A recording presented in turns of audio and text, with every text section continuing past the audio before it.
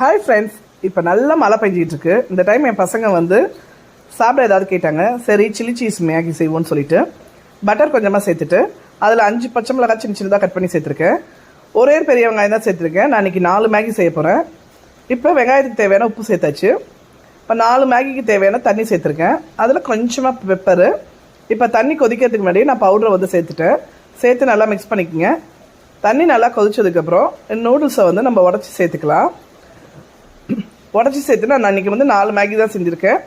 சேர்த்து நல்லா மிக்ஸ் பண்ணி விட்டுக்குங்க. இது சிம்பிளாக ஈஸியாக செஞ்சு கொடுத்துலாம். பசங்களுக்கு ரொம்ப பிடிக்குங்க இந்த சீஸ் போட்டு செஞ்சு கொடுக்குற மேகி. நல்லா 3/4 பதம் வந்துட்டு லைட்டாக தண்ணி இருக்கு பாருங்கள். இந்த டைம் வந்து நான் சீஸ் ஸ்லைஸ் வந்து 4 ஸ்லைஸ் சேர்த்துருக்கேன் 4 மேகிக்கு. சேர்த்து நல்லா மிக்ஸ் பண்ணி விட்டுக்குங்க. மிக்ஸ் பண்ணி விட்டிங்கன்னா கொஞ்சம் நல்லா திக்காகி வரும். இந்த டைம் வந்து நல்லா ஆஃப் பண்ணிக்கலாம். ஆஃப் பண்ணிவிட்டு நல்லா சூடாக நல்லா சர்வ் பண்ணி பாருங்கள்.